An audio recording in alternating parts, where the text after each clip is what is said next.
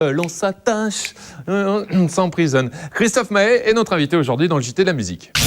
Saviez-vous que sous cette robe ridicule et cette moumoute imposante se cachait le nouveau roi des ventes de disques? Mon Paradis, le premier album de Christophe Maé, alias le frère du roi Soleil, vient tout juste de paraître et bat déjà des records. Alors, merci qui? Merci au roi Soleil d'exister, quoi. Et pourtant, c'était un pari risqué pour Christophe, car l'exercice de la comédie musicale est plutôt périlleux. À quelques exceptions près, comme Garou ou Hélène Ségara, après Notre-Dame de Paris, rares sont ceux qui percent en solo et parviennent à faire oublier leur rôle. J'ai de suite donné la tendance de mon univers dans le roi Soleil. J'ai eu cette chance-là d'avoir des titres qui me mettent en valeur. Je me suis approprié ces titres et j'ai donné ma touche perso vraiment dans ce rôle. Si Christophe cartonne, son ex-collègue Emmanuel Moire a eu moins de chance. Son album Là où je pars est quasiment passé inaperçu. Louis XIV détrôné par son propre frère, ça ressemblerait presque à un complot.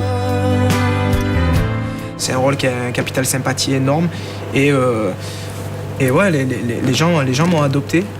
Je l'ai ressenti comme ça.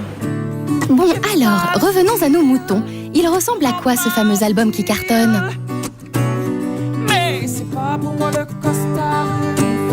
Je suis un petit fan de Gérald de Palmas. Donc je pense que ouais, c'est un petit peu dans cette veine-là, quoi. Mais moi, je suis plus branché Caraïbes et influence africaine quand même. L'autre idole de Christophe, c'est Ben Harper, le maître de la guitare-voix. D'ailleurs, attention, regardez bien, il va jusqu'à porter le même bonnet.